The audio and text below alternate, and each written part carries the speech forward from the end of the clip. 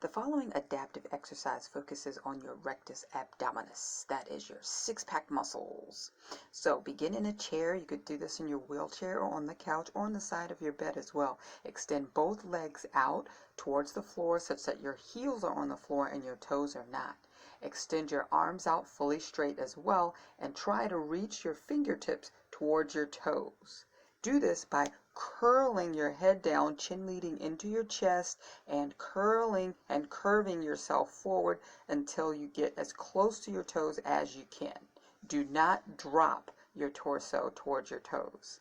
Do this in a controlled way. You should feel this in your abs. To modify, bend one leg, foot flat on the ground, and keep the other extended and reach towards your toes of the extended leg.